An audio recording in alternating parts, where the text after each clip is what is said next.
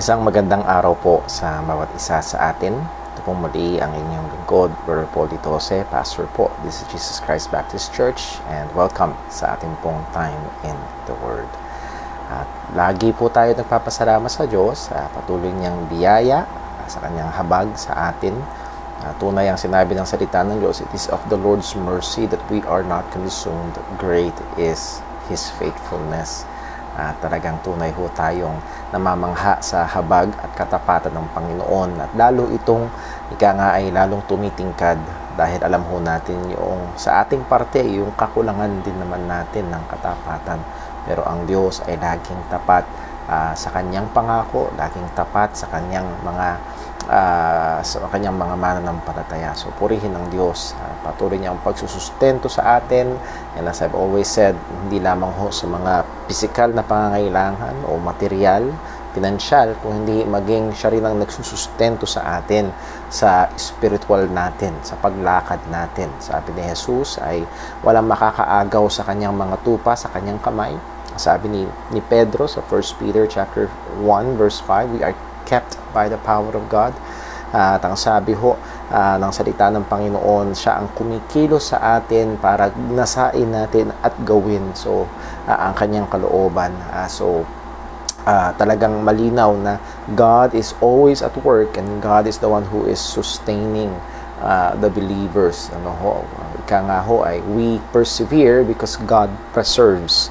Ang tanging rason kaya tayo nagpapatuloy sa pananampalataya ay dahil sinusustentuhan ng Diyos, at hindi dahil malakas tayo sa ating sarili, hindi dahil matindi yung pananampalataya natin sa ating sarili, kundi ang lahat ay biyaya ng Panginoon. So before we go to our lessons, ilang mga reminders, announcements, and prayer requests po para sa ating mga kapatiran. Reminder po ay again, nagdumaan ho ang ating Family Sunday noong February 21, pero iilan pa lang ho yung families na nag-forward sa akin ng family pictures. Hindi pa rin huli ang lahat, so huwag niyo sanang isipin, March na. Still, pwede pa rin ho kayo mag-send. Please do send your family pictures. Kung hindi man, ay send na lang. Okay? So, muli ho, pakisend nyo ho. And then also, meron ho tayong time in the Word this coming Friday, 6 p.m. and then prayer meeting. So, mga kapatid, inaasahan ang bawat mananampalataya. If we can and we must exert effort to be present, maging sa atin ho online prayer meeting. That will be around 7:10 p.m. pagkatapos ho ng ating time in the Word sa Friday. And then, ilang mga announcements and prayer requests po. Today is March 3, I believe, ay sumalang sa operasyon si Brother Lester. So, wala pa ho tayong update. So, today ho yun. So, hintay ho tayo ng update mula sa kanyang mga kaanak, mahal sa buhay, mga kapatiran doon sa La Union. Pag-pray natin si Brother Lester, pag-pray ho natin yung recovery, pag-pray ho natin na maging maayos ang lahat. At nawa, and again, if you want to be a blessing sa kanya, you can let me know at mabigay ko ho sa inyo yung paraan kung paano makakadirekta ho sa kanya. And then also update ho kay Sister Hope. Sa biyaya ho ng Panginoon ay nahandoon yung positibong epekto noong operasyon, and anytime, Lord willing, within this week ay makakauwi na si Sister Hope, at meron na lang ilang mga inaasikasong mga bagay para alam niyo na, para ma-lessen din yung bayarin doon sa ospital. So patuloy natin ipag-pray. Hindi ganun kakomportable Sister Hope sa ospital, at pray ho natin na talagang madalian, masikaso yung mga bagay-bagay para ho siya makauwi na at makapagpahinga, and pag-pray natin yung continual recovery ho ni Sister Hope. And then also, pag-pray din ho natin ang Peñaflor family. Kung nakita nyo ho yung atin hong post for Sister Casey Peñaflor, siya ho ay twice na naka-attend dito sa church. Siya ho ay isang kapatiran natin sa Panginoon, naligtas mula nung siya nasa ibang bansa, at siya ho ay returning OFW as I understand, and pag-pray ho natin, may medical emergency ho sa kanilang family. Naka-confine ngayon yung tatay niya sa Malolos. So pakisama ho natin sa prayer ang buong Peñaflor family at yung kanyang mga anak, lalo na salvation ng mga mahal sa buhay. So ilapit ho natin yun sa Panginoon. Let's keep on praying for Brother Dave and sa iba pa natin mga kapatiran. And again mga kapatid, if you have prayer requests sa ating mga group chats, please pwede nyo i-chat ho yan or directly sa akin. mga pwede natin ihingi ho ng panalangin sa atin ho mga kapatiran. So, yun ho ay kagalakan namin na ilapit ho kayo sa Panginoon sa panalangin. So, yun ang ilang announcements natin, updates para ho sa ating mga kapatiran. And again, if you want to be a blessing sa ating mga kapatid na ito, let me know para maikonekta ho natin kayo sa kanila, or kung meron ng paraan ay madali ho nating masasabi po sa inyo. And ang atin hong gawain sa Sunday, alam ko ho, Wednesday pa lang, pero magandang excited tayo sa gawain sa Sunday weekend. And kung nandun yung safety sa atin, ay please be here at church. At gusto kong balansehin natin, yes, we are protecting our physical health, but also we must give attention to our spiritual health. At maganda yung ginagawa ho ng ibang mga kapatiran. Isang Sunday, yung Mrs., the next Sunday, yung Mister, para ma-maintain pa rin in pagiging in touch sa community of believers, which is very, very, very important sa atin hong buhay pananampalataya. Kung sakali mang hindi pa rin available talaga, ay as we have always reminded, please ay ingatan natin at tingin natin sa Panginoon yung paggabay niya na pagdating sa ating live stream ay hindi lang tayo nagmamasid o nanonood, kung hindi kasama tayo talaga sa pagsamba. And maganda rin lalo sa mga magulang na laging paalahanan ng mga bata. So para pagdating ng time na babalik na ulit sa church, they will know how to behave in the worship place. At yun ho ay hindi na isang bagay na paghihirapan pa, kundi kahit sa bahay ay natitraining po sila. So that's very, very good. So yun po ang ating mga announcements, prayer requests, and updates. Tayo ho ay lalapit sa Panginoon sa panalangin bago tayo dumako sa ating pag-aaral ngayong gabi. Let's pray. Panginoon naming Diyos, aming Ama sa langit, kami po ay nagpapasalamat sa iyo. Tunay, napakabuti mo. Namamangha kami sa katapatan mo, sa awa mo, Lord, sa haba ng pasensya mo sa amin. Sa kabila ng aming mga pagpalya at pagkukulang, namamangha kami na nariyaan ang iyong kamay na patuloy na gumagabay at patuloy na nagpapaalala, pumapalo sa mga minamahal mong mga anak. Panginoon, patuloy mo kaming hubugin sa wangis ni Kristo. Patuloy mo kaming tulungan na lumakad sa pananampalataya. Patuloy mo kami na tulungan sa kabanalan, maging sa aming pinag-aaralan o napag-aralan. Patuloy mo kaming bigyan ng lakas, dagdag na pananampalataya sa aming pong pakikipaglaban o pagpatay sa mga nakatahan pang kasalanan sa amin. Panginoon, patawarin mo po kami. Patawarin po kami sa mga kasalanan. Tulungan mo kami na patuloy na magkaroon ng mas matindi pa at mas malalim pang pagkamuhi sa kasalanan, lalo na una sa lahat sa kasalanang nakatahan sa amin mga sarili. Lord, sa aming pag-aaral ngayong gabi, ikaw rin po ang magbigay sa amin ng dagdag na liwanag, dagdag na pananampalataya. Bigyan mo kami ng pagkaunawa. Hindi lamang maging kaalaman ng mga ito, Panginoon, hindi lamang kami maging tagapakinig ng iyong salita, kundi maging tagatupad. Amin din po inaalala sa iyo, Panginoon, ang aming pong mga kapatiran na nandoon ng mga pangangailangan, iba't ibang klase ng pangangailangan. Panginoon, nilalapit namin sa iyo mga kapatid namin nandun ng mga kalusugan, ng pangangailangan sa kalusugan. Lord, we do pray for Sister Hope. Thank you po sa mga ginamit mo at patuloy mong ginagamit para siya ay naoperahan, nalaman ng kanyang problema, ito'y natugunan, naoperahan. Salamat, Panginoon, sa mga tao, maging sa mga doktor at sa ospital. Nawa patuloy mo ipagkaloob ang pinansyal na pangangailangan at ganoon din mga ahensya ng gobyerno ay nawa ay buksan mo upang maging kapakinabangan at tulong sa aming kapatid na ito at sa kanya pong pamilya. Ingatan mo rin po, Panginoon, si Brother Lester. We have no update yet sa kanya pong kasalukuyang kalagayan sa operasyon. Ingatan mo rin po ang kanyang buong pamilya at pagkaloob po ang kanilang mga pangangailangan. Lord, we also pray para po sa Peñaflor family, Sister Casey, ang kanyang buong pamilya, lalo na po ang kanilang ama. Maawa ka po, Panginoon, muna sa lahat ay nawa ang ebanghelyo ay maging maliwanag sa kanya at buksan mo ang kanyang puso sa kinaligtasan Tabutin mo rin po ang kanyang kalusugan. At ingatan mo rin po ang buong pamilya. Lord, also, iba pa namin mga kapatiran, si Brother Dave, alam mo po, Panginoon, maging ang kanyang kirot na tinitiis sa kanyang karamdaman. Lord, nawa, ang maging resulta ng laboratory examination ng dugo ay magdulot ng maayos na impormasyon para makapag-develop ng treatment para sa aming kapatid po na ito. At Lord, alam namin, ang iyong kamay ay hindi maiksi, ang iyong kapangyarihan ay hindi nagbabago. Ngayon man din, Panginoon, ay pwede kang gumawa ng isang himala. At alam din po namin na maaari mong gamitin ng mga gamot at doktor. At alam din po namin na ikaw ang Diyos na soberano. At hindi ang aming kalooban kung hindi ang iyong kalooban nawa ang mangyari. Ano naman ito, Panginoon, turuan at tulungan mo kami na magtiwala sa iyo. At naman ang mga kahirapan, kabigatan, problemang pinagdadaanan na huwag itong masayang. Kundi lalo itong itulak kami sa pagkawangis kay Kristo. Ama, muli hiling namin, biyayaan mo ang aming pag-aaral ngayon. Patuloy ka daw ang maluwalhati. Tanging katotohanan mo at hindi ang sa tao ang patuloy naming maunawaan, sampalatayanan at i-apply sa aming mga buhay. Dalangin namin itong lahat sa ngalan ng aming Panginoong Hesukristo. Amen.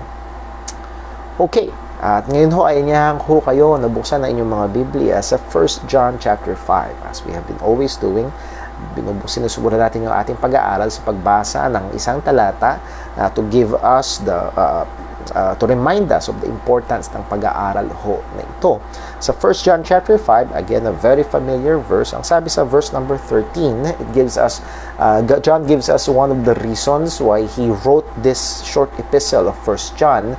At ang sabi niya, 1 John chapter 5, verse 13, ang sabi niya, "These things have I written unto you that believe on the name of the Son of God." So, sinulat niya ito para sa mga mananampalataya. At ang reason niya ay ito, that ye may know that ye have eternal life. Now, hindi ibig sabihin din nila alam ng mga mananampalataya, alam ng mga Kristiyano ang pangako ng Panginoon, but the point here is not to have eternal life, but to be assured of ang pagkakaroon ng kasiguraduhan ng pagiging Kristiyano. At again, the book of 1 John ay punong-puno ng mga pagbibigay ng katangian ni Juan na pag ganito, Kristiyano, pag hindi, hindi Kristiyano.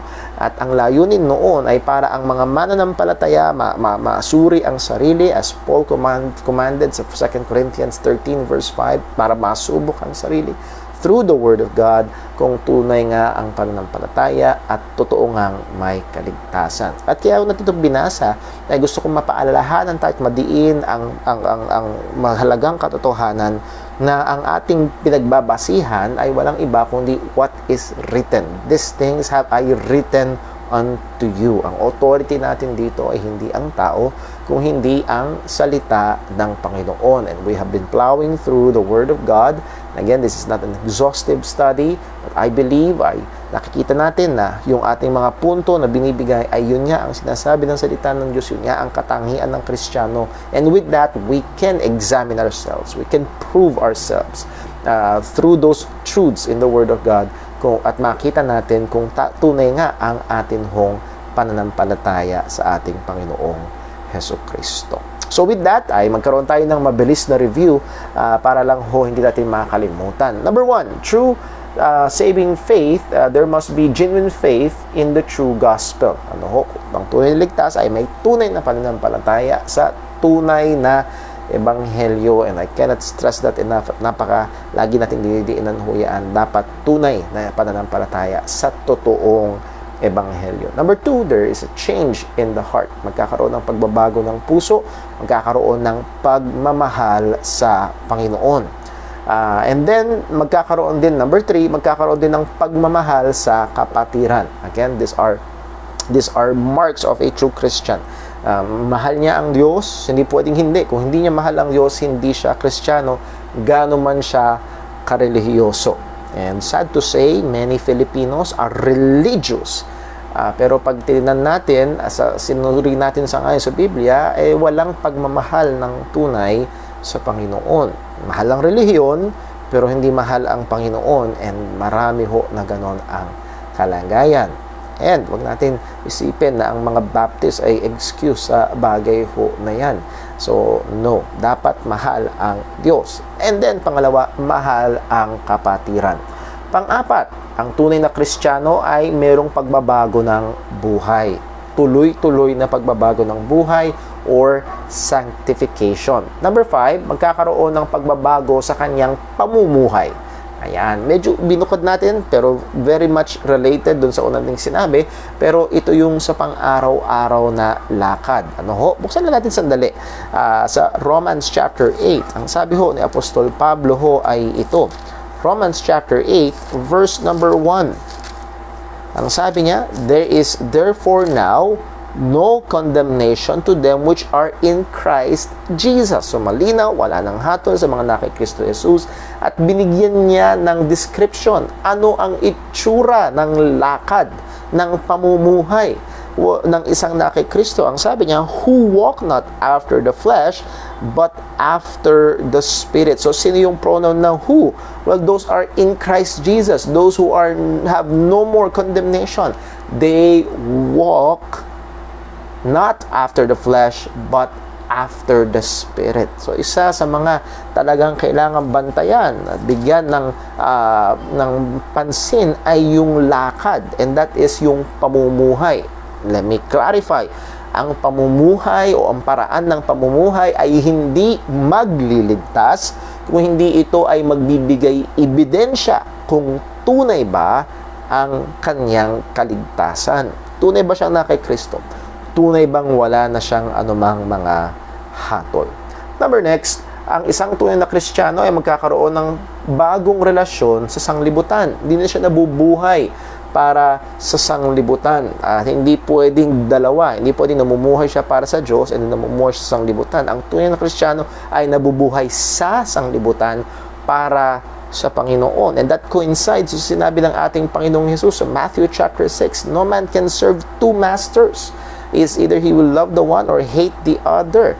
No man can serve God and mammon. At yung mammon dun, hindi yung mammon na nabibili sa Goldilocks, ano ho?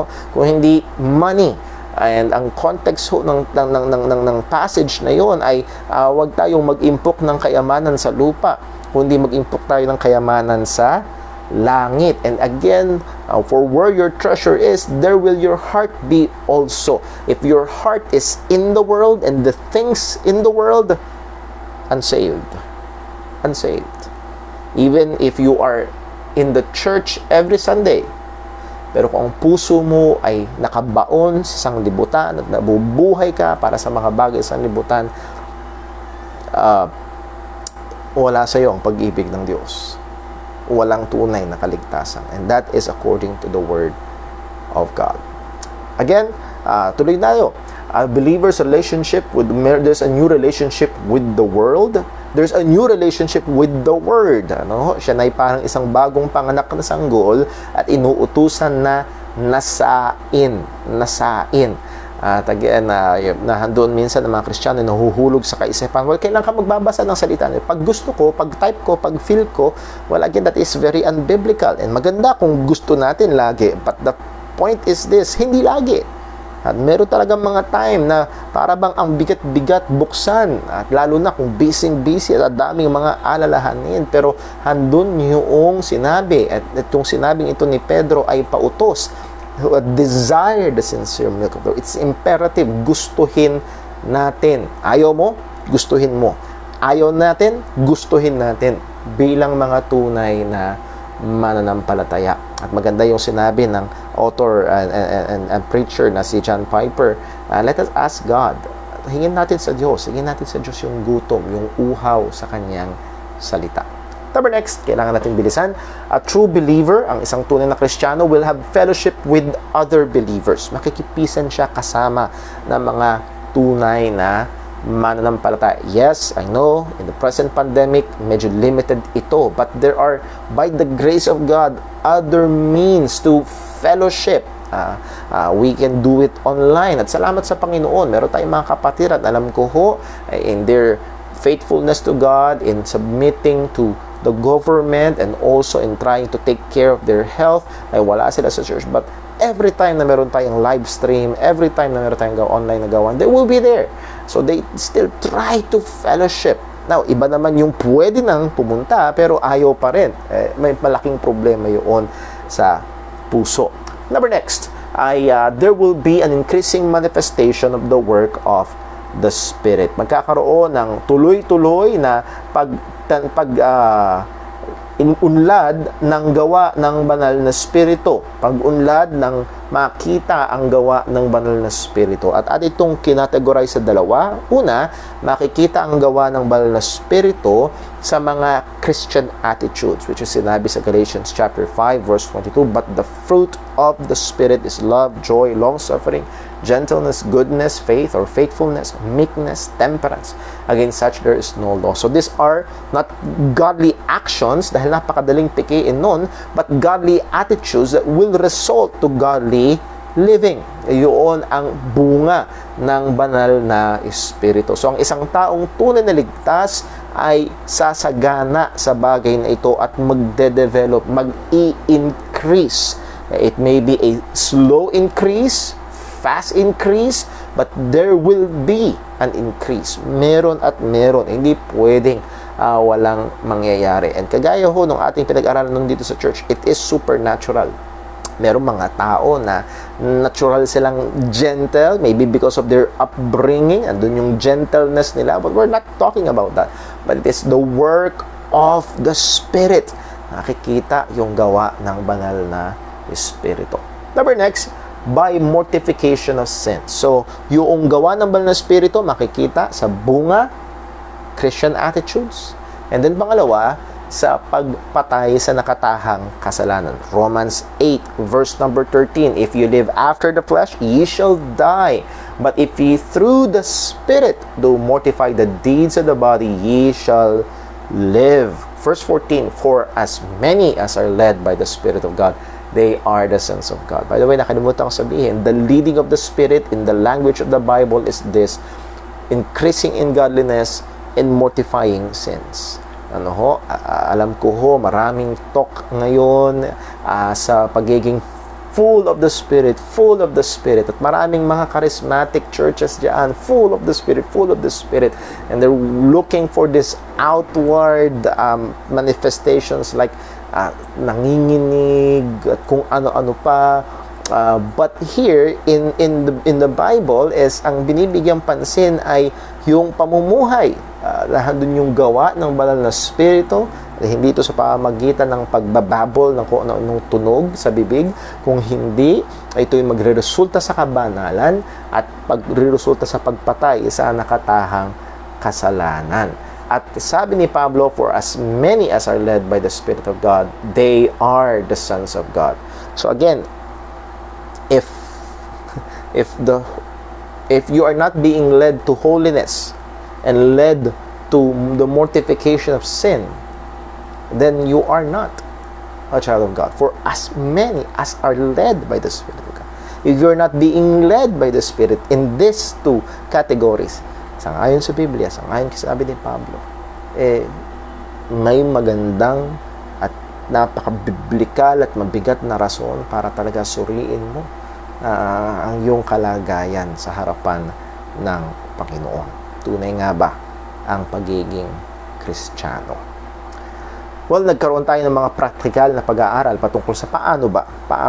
Ayaw natin lang bigyang sabihin na patayin ng kasalanan and iwanan doon kung hindi nagbigay tayo ng mga practical na hakbang. Number 1, we kill sin by admitting and identifying. 2, we kill sin by the power of God through the Spirit.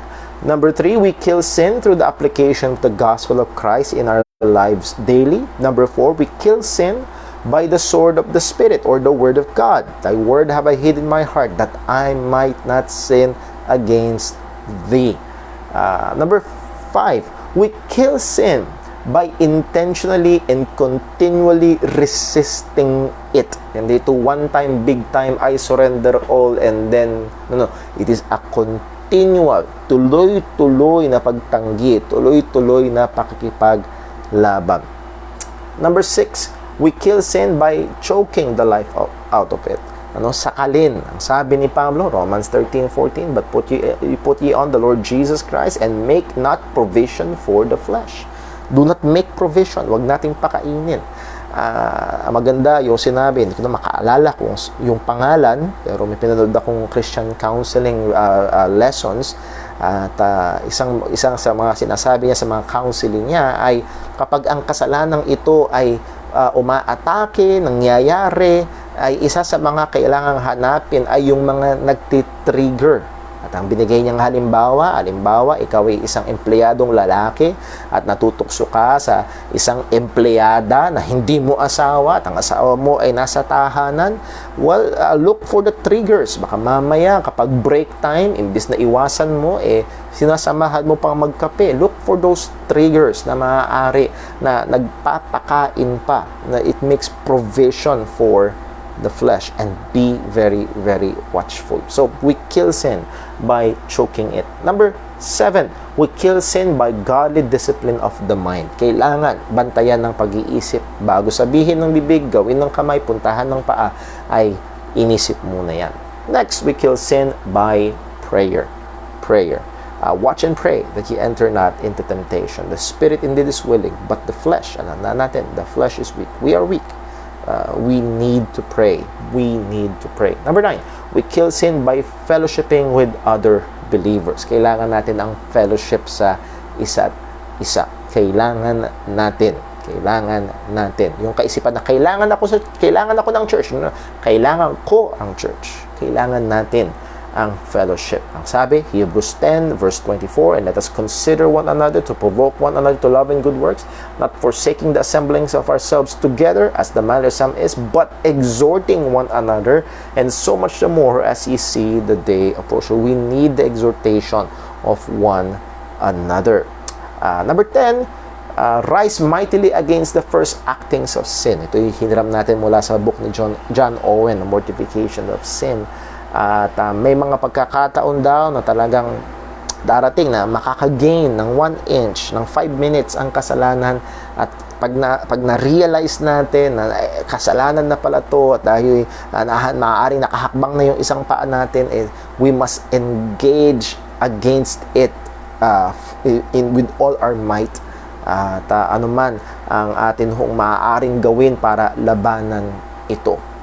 Sabi ni Jesus sa Matthew 5 verse number 29, if thy right eye offend thee, pluck it out and cast it from thee, for it is profitable for thee that one of thy members should perish, and not that thy whole body should be cast into hell. Again, this is not calling for literal body mutilation, no? Kung hindi, it's just telling us how we should drastically engage against sin. Tayo dapat ay matinding makipaglaban sa kasalanan. Pag nariyaan na, ay nahandun dapat ang ating kasigasigan, kahandaan na makipaglaban. And yes, times nga, there will be times you will be blindsided.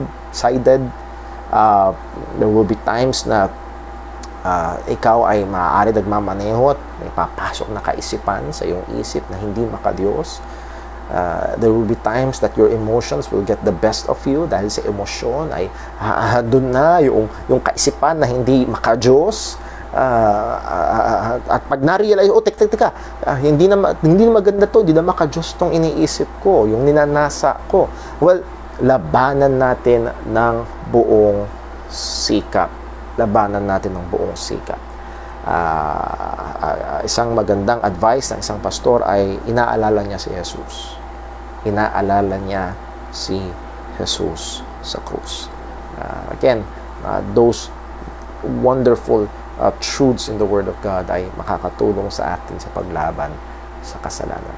Number 11, we kill sin by developing a greater knowledge of God. Ang sabi ng Proverbs 16 verse 6, by mercy and truth iniquity is purged, and by the fear of God men depart or turn away from evil. By the fear of God, yung pagkakaroon ng pagkamangha, pagsamba, pagmamahal sa Diyos, men turn away from sin. So we must develop more awe.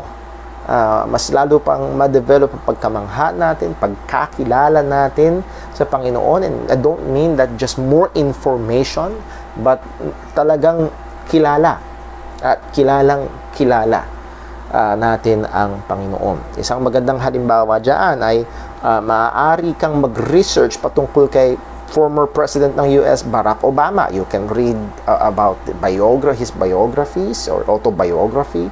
You can research maybe his favorite food, favorite restaurant, favorite color. Maaring i-research mo yan at marami kang malaman tungkol kay Barack Obama. Pero iba ang pagkakilala ng misis niya sa kanya. Maaring mas maraming knowledge kang makuha by investigating, pero iba yung pagkakilala. At yun yung ibig sabihin ho natin na we must develop a deeper knowledge of God.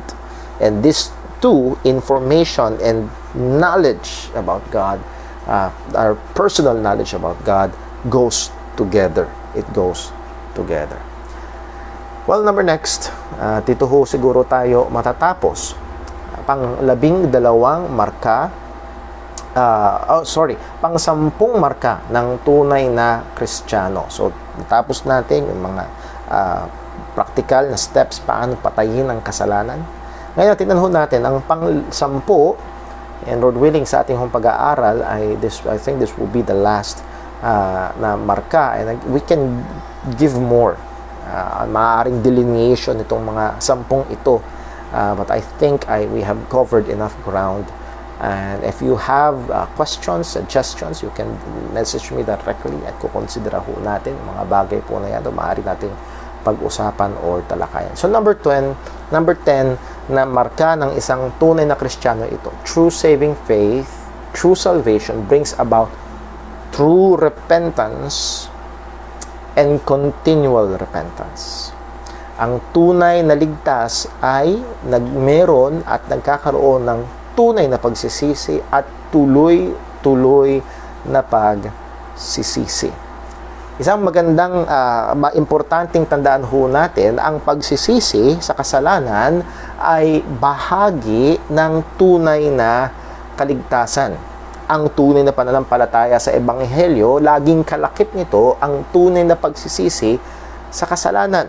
Ang ating Panginoong Kristo sa kanyang pagsagot o pag-address doon sa iniisip ng mga Pariseo kung bakit siya nakikikain kasama ng mga makasalanan. Ang sabi niya sa Mark chapter 2 verse 17, when Jesus heard it and said unto them, they that are whole had no need of the physician, but they that are sick I came not to call the righteous, but sinners to repentance. Christ always calls sinners to repentance. So ang pagtawag ni Jesus sa mga makasalanan ay pagtawag hindi lamang para sumampalataya sa Kanya, kundi para magsisi din sa kasalanan. Now, gusto kong maging maingat dahil may pagkakataon na para bang pinaghihiwalay ang pananampalataya kay Kristo at pagsisisi sa kasalanan, which we ought not, dahil paging sa lingwahe ng Biblia, ito ho ay magkasama, kundi man interchangeable when it comes to salvation. Sa lingwahe mismo ng ating Panginoong Kristo sa Luke chapter 13 verse 3, I tell you, nay, but except ye repent, ye shall all likewise perish. Liban na magsisi. And again, gusto kong gawing malinaw, we are not adding to. Doon sa tanong paano ko maliligtas, hindi natin dinadagdagan. Ang sabi ng mga apostol, manampalataya ka sa Panginoong Yesus at maliligtas ka. At actually may mga paratang sa mga kagaya ho ng ganitong paniniwala na kailangan magsisi, ay dinadagdagan. No. Again, biblically speaking, repentance and faith is always together. It's the two sides of the one coin. When the Bible speaks of believing in Christ, it's not, hindi ito tinatanggi o hindi ito pinupuwera yung pagsisisi sa kasalanan. And when the Bible speaks of repentance from sin unto salvation, laging kasama doon at hindi pwedeng ilayo at itanggi ang pananampalataya kay Kristo. So I hope it is clear. Again, bakit natin ginagawa ito, dinidiinan? Sapagkat meron mga tao na ang sabi, kailangan lang manampalataya kahit siya'y magpatuloy sa kanyang makasalanang buhay, basta siya'y manampalataya. And napaka-dangerous na ang ibig sabihin nilang manampalataya is to make that one-time, big-time decision to accept Christ, and it's manifested through following a prayer. And then he's saved forever pag nag-follow siya sa prayer na yon at walang ebidensya sa kanyang buhay ang pagiging tunay na ligtas. So malinaw ang sabi ng salita ni Jesus, he calls sinners to repentance. He said na libang magsisi ay mapapahamak. At again, as we have said sa scripture, faith in the gospel and repentance from sin is two sides of the one coin. 2 Peter chapter 3 verse 9, the Lord is not slack concerning his promise, as some men count slackness, but is long-suffering to usward, not willing that any should perish, but that all should come to repentance. So again, yung iba ay masyadong merong false dichotomy. Ibig sabihin, pinaghihiwalay nila na hindi naman dapat paghihiwalayan na faith lang kay Kristo, hindi kailangan ng repentance. Well, in this verse, the opposite of perishing is you need to repent. At ang equivalent nun is if you repent, you will be saved. Now, nasa na yung belief in the gospel? As we have said, it is together. It is together. At ang sabi dito, all should come to repentance. Walang pinepwera. Hindi yung repentance from sin ay hindi lang para sa mga higher elite level Christians. Hindi lang para sa mga masyadong no. It's all should come to repentance. At kung hindi magre-repent ay mapapahamak. Hindi again ay sana maging malinaw na hindi ito dinadagdag para maligtas, kung hindi bahagi at kasama ito ng tunay na pananampalataya sa ikaliligtas. Acts chapter 17 verse 30, ang sabi ng mga apostol, and the times of this ignorance God winked at, but now commanded all men everywhere to repent. And it is very clear, it is a call to salvation. Hindi lamang inuutusan ng Diyos na magsisi, tapos na. No. Inuutusan sila magsisi at yung pagsisisi ay sa ikaliligtas dahil kabahagi yun o kasama noon ang pananampalataya sa ating Panginoong Kristo. So ano again, ang ginagawa nating punto ito, if there's no true repentance, there is no salvation. True faith is always accompanied by true repentance, and vice versa. True repentance will be accompanied by true faith. Magsisisi sa kasalanan at sasampalataya sa atin hong Panginoong Hesukristo. Sa Acts chapter 20, buksan ho natin, and this is the very verse na nakalagay ho sa ating signboard sa harapan ng ating church, because we are committed sa bagay ho na ito and all the truths contained in this verse. Acts chapter 20, ang sabi ho ni Apostol Pablo sa verse number, simulan natin sa verse 20, ang nakalagay sa church natin ay yung verse 21, pero ang sabi niya ho ay ito, Acts chapter 20 verse number 20, and how I kept back nothing that was profitable unto you, but have showed you and have taught you publicly and from house to house, verse 21, testifying both to the Jews and also to the Greeks. Again, so hindi ho iba. Meron ho mga mangangaral na seemingly iba yung gospel sa mga Hudyo, and then iba rin sa mga Hintil. That is false. Sabi ho ni Apostol Pablo dito, testifying both to the Jews and also to the Greeks, repentance toward God and faith toward our Lord Jesus Christ. So narito yung pinakabuod, if you will boil down the preaching and the ministry of Apostle, repentance toward God and faith toward our Lord Jesus Christ. Ito ay magkasama. Ang pangangaral ng Ebanghelyo ay pagtawag sa pagsisisi at pananampalataya sa ating Panginoong Hesukristo. So, naroon, when the Bible calls us to believe in Christ, it calls also to repentance from sin. So, kagaya ho, nung atin hong, again, ang pinupunto natin na ito, ang pagsisisi sa kasalanan ay hindi isang bagay na dinadagdag, kundi isang bagay na kalakip ng tunay na pananampalataya sa ikaliligtas. Okay, now, eto na. Sa biyaya ng Diyos, sa habag ng Panginoon, nagsisi at sumampalataya kay Kristo at naligtas na. Ngayon, ikaw ay tunay ng isang Kristiyano, tunay na anak ng Diyos. Meron ng buhay na walang hanggan, nahugasan na ng dugo ni Kristo at nabihisa ng perpektong katwiran ng ating Panginoong Hesus at wala ng anumang hatol. And as we have said, I hope hindi nyo binibitawan yung ibang mga katotohanan na ating napag-aralan na ikaw ngayon bilang Kristiyano ay dadaan sa sanctification. Dadaan sa proseso ng pagpapakabanal. And take note of the word, it is a process.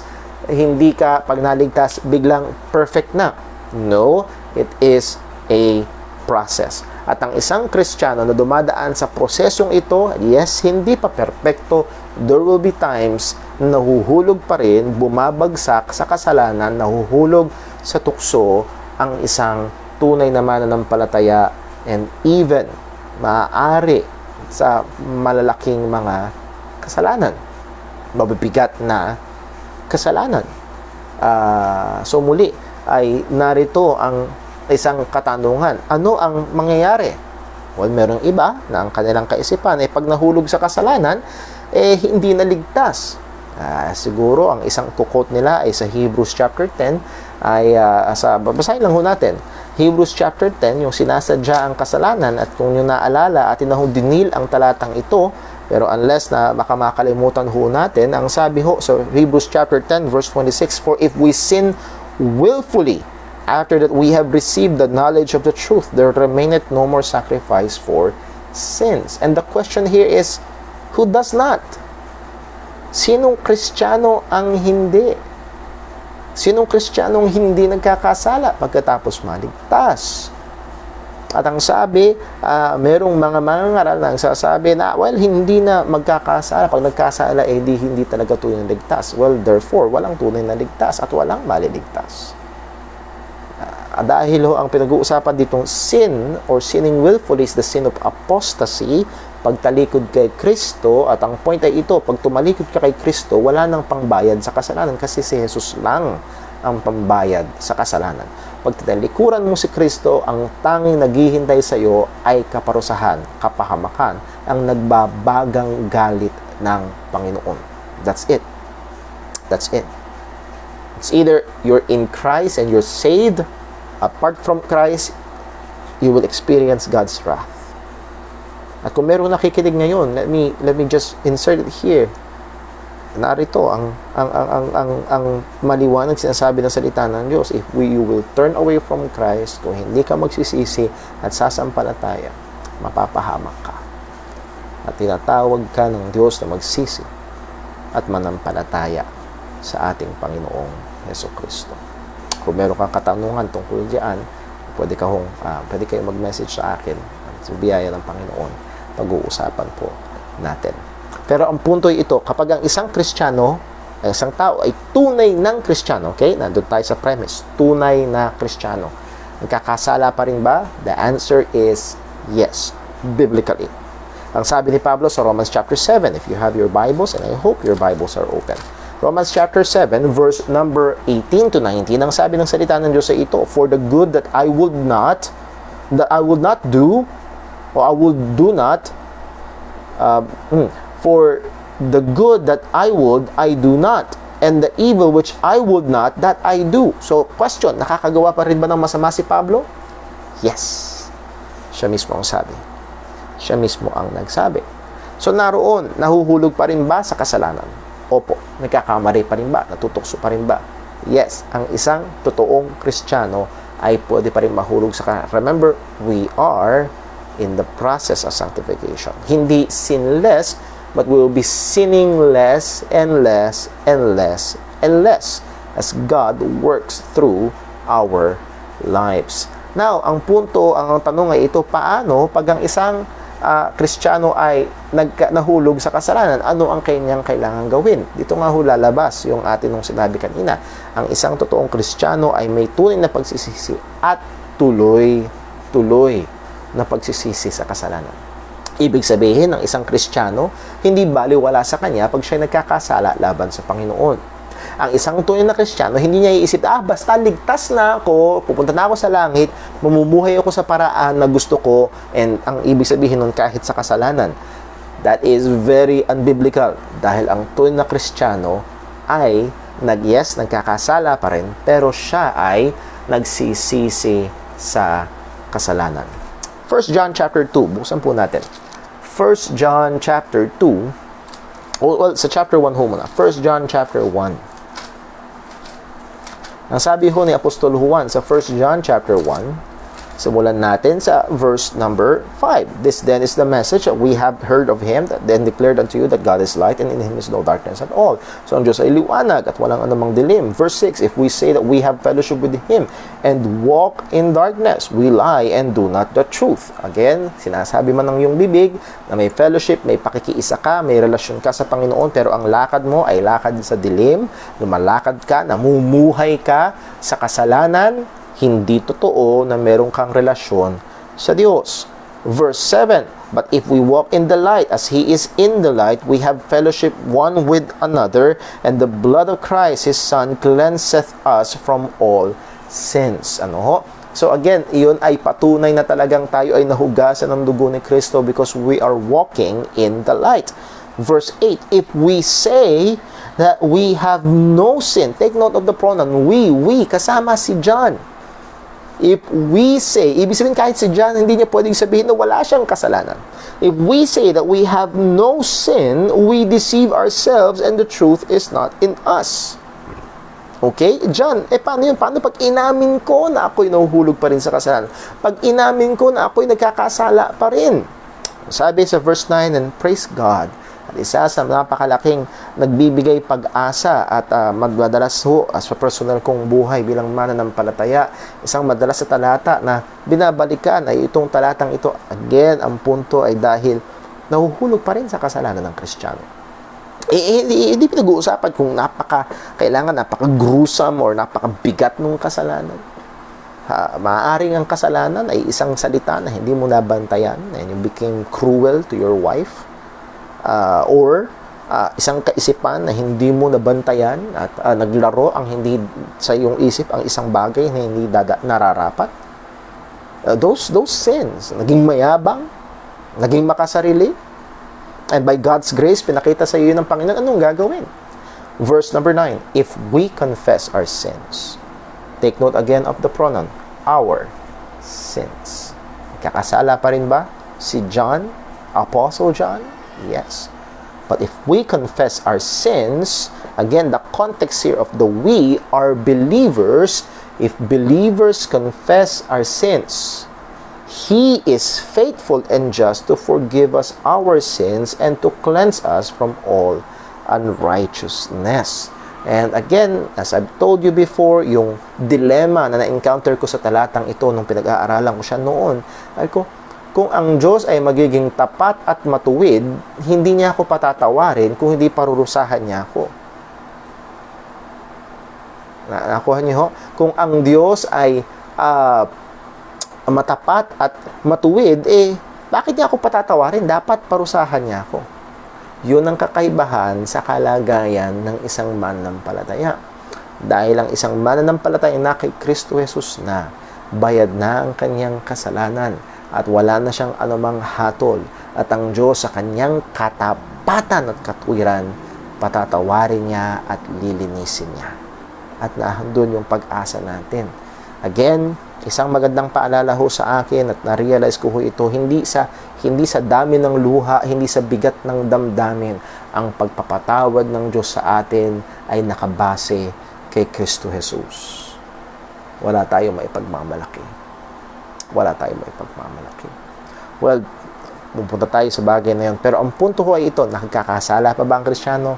Yes. At pag ang Kristiyano nagkasala, ano ang ginagawa? Nagsisisi. Sabi sa susunod na talata, 1 John chapter 2, verse 1, my little children, these things write I unto you, that ye sin not. Kaya niya sinabi, para wag silang magkasala. And if any man sin, we have an advocate with the Father, Jesus Christ the righteous. Pwede ba bang mahulog? Ayaw ng Diyos na magkasala ang Kristiyano, pero pwede bang mahulog? Nahuhulog ba? Yes. At kung mahulog tayo sa kasalanan, meron tayong tagapamagitan sa Panginoon. Walang iba kung hindi ang ating Panginoong Hesukristo. So, narito ho ang isang malinaw na katotohanan ng isang totoong Kristiyano. Kapag siya ay nagkasala, siya ay magsisisi sa kasalanan. At isang ebidensya nito, napupuntahan, at siguro dito tayo matatapos because of our lack of time, napupuntahan natin yung example ng mga taga-Korinto. Lord willing, sa Friday, tignan natin yung itsura ng tunay na pagsisisi. Ang magandang maging example natin yun. Pero tapusin ho natin sa pagpunta sa Matthew 18. Sa Matthew 18.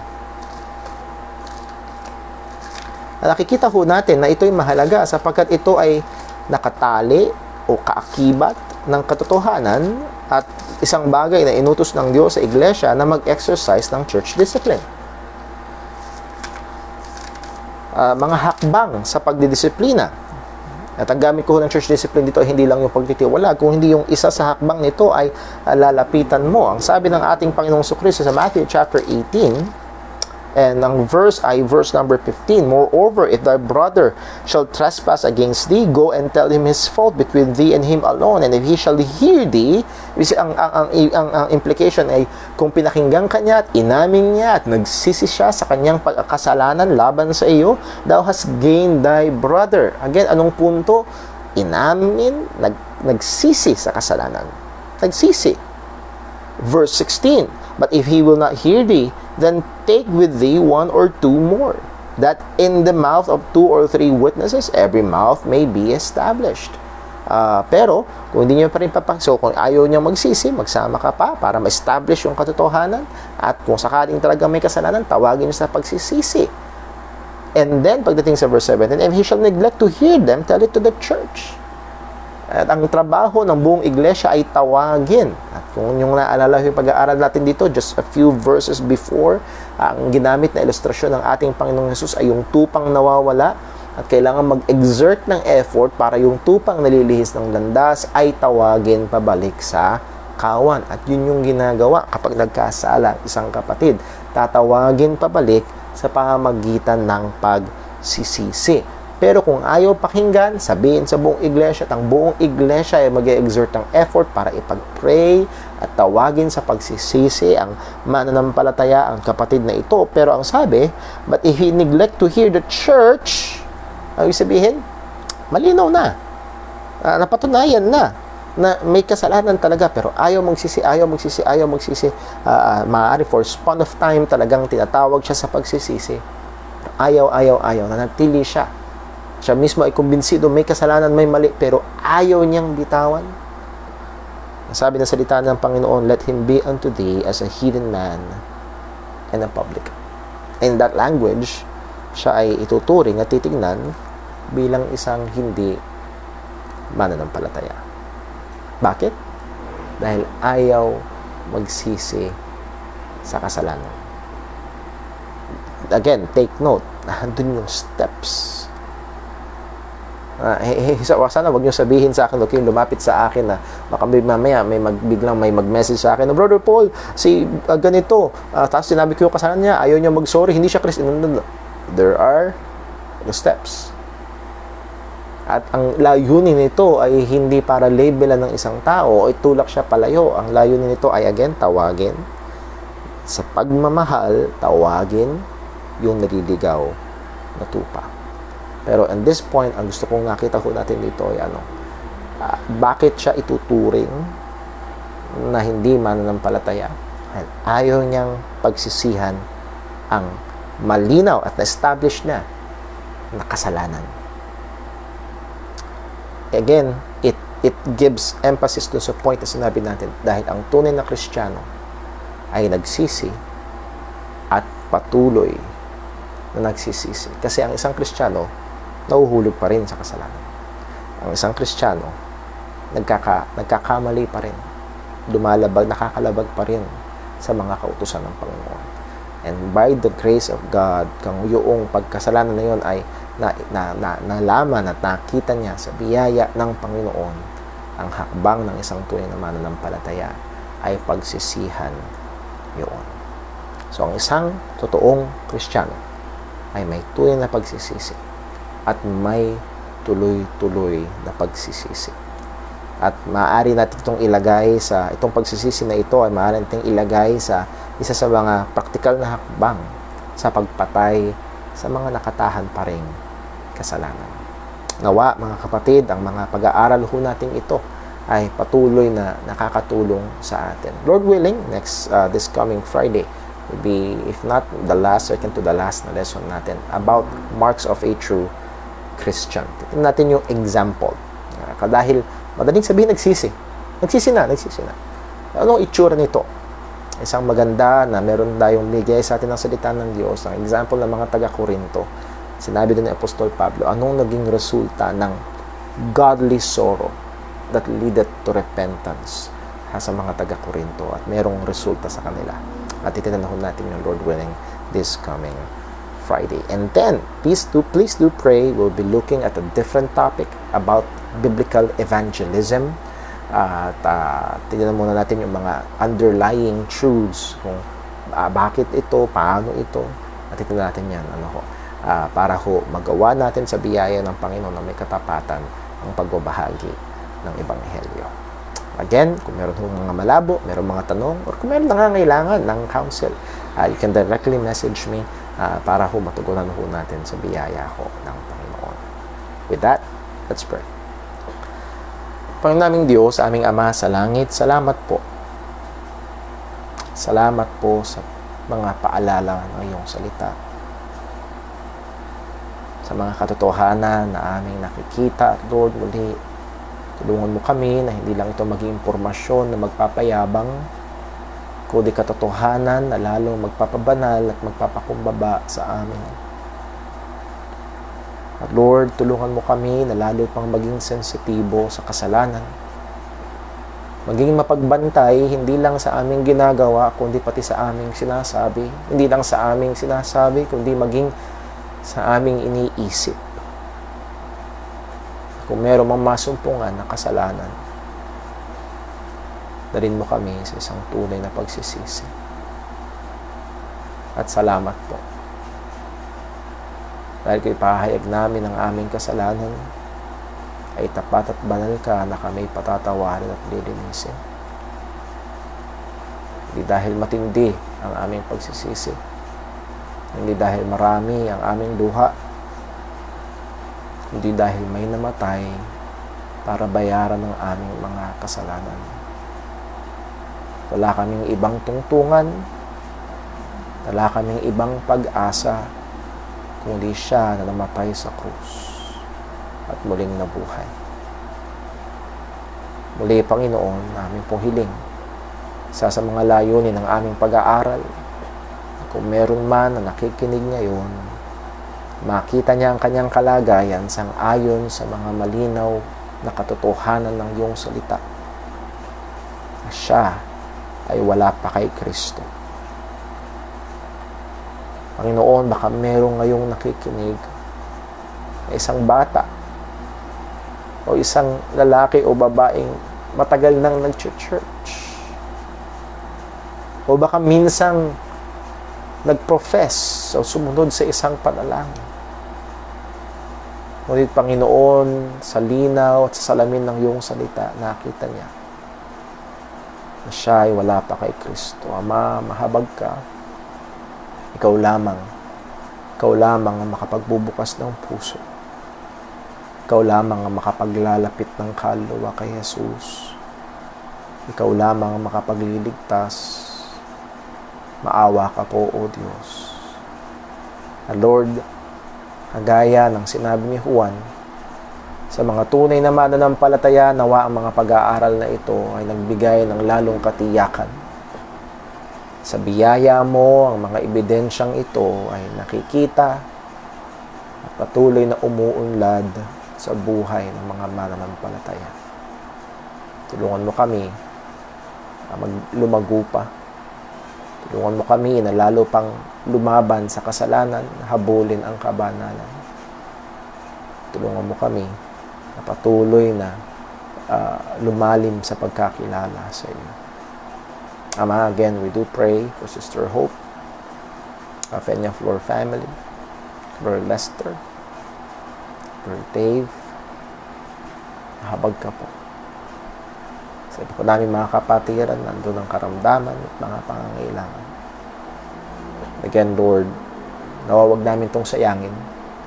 Hayaan namin gumawa ang mga bagay na ito sa amin upang lalo kami itulak sa mas malalim na pagkakilala at relasyon sa iyo. Sa ngalan ni Jesus, ito po ang aming dalangin. Amen. Maraming salamat po mga kapatid.